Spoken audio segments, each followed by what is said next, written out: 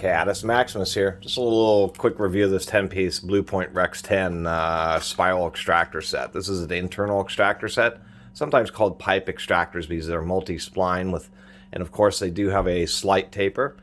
These are reverse spiral extractors. These are a little bit older, but actually I was pretty happy when I was researching these.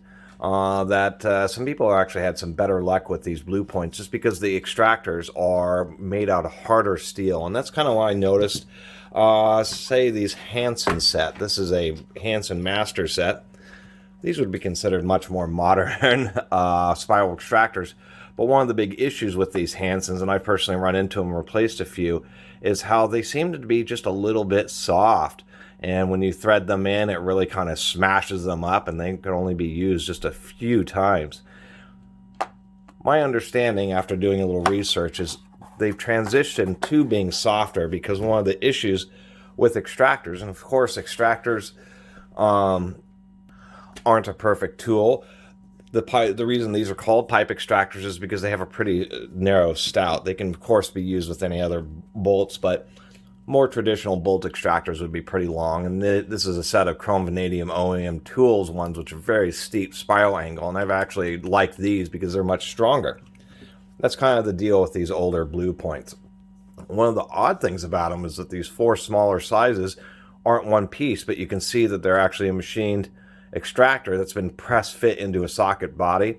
I have no idea why they do that. They do label the part number along with the tray. So, of course, Snap-on still has spiral extractors. Just don't know if they're quite as good as these. Now, one of the reasons that they've transitioned away, even though I wanted some much harder extractors, is because of this taper. Once you drill the hole in the fastener, you have to thread the extractor in, and there's a balance between the extractor getting enough grip to attempt to turn the remainder of the fastener that you drilled out. And if it's too hard, what ends up happening is it can cause the threads to actually overexpand and actually lock the fastener up, and these can either more easily break or just skid and slip.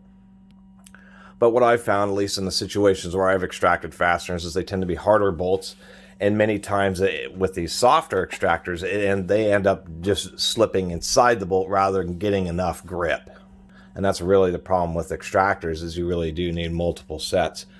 As far as how they expand, I think I got a right demonstration piece here. Whoop, that one's too small. But of course, that's the balance, is when they thread in, and then the taper allows them to get a deep bite. But if things don't work out, or there's just still too much remaining force needed on the threads, then as you put the extractor in, it just starts spreading them apart, essentially acting like locking the threads into the bore. Which obviously is counterproductive. And of course, the other issue with extractors in general is the fact that if you have a bolt or a stud, you got to drill a hole through the middle of it to get an extractor in there. And that extractor is, of course, going to have to be smaller than the original shank of the bolt. And so you're trying to essentially use a smaller cross-section to unthread a stuck, larger cross-section. Obviously, you're going to have a lot of trouble, or many times you will have trouble, just because if it's a really rusted fastener where the head is twisted off, an extractor is not going to get it out because there's no way this is going to have enough grip, and it just isn't enough shank diameter. So even if this did have enough grip, it would just twist off because there's no way something this small is going to break a much larger thread. So extractors are not magical tools, but they can can help in a variety of situations. And these little Blue Point sets are apparently very common because these are, when I did this video, there are several sets on eBay for like the $40 range. So for a 10-piece American-made set, I think that's actually a pretty good value. And once again, them being the older style, I'm going to like that a lot because now I have a selection of, am I working with, did I just break some hard bolts? Do I want to use harder extractors, or do I want to use softer extractors?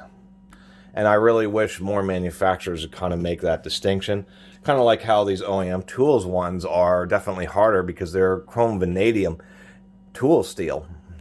And then secondly, they have a very steep spiral angle, and they're very long, so they're made to go much deeper. And there's less likelihood of these actually slipping internally. So anyway, that was just kind of, I always kind of like picking up vintage tools, and I thought these were pretty nice. And I just wanted to show what the older Snap-on extractors look like. They did come in this nice little case here.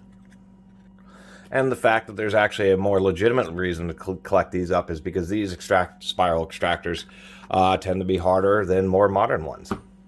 Anyway, I really appreciate everybody who's been watching and subscribing.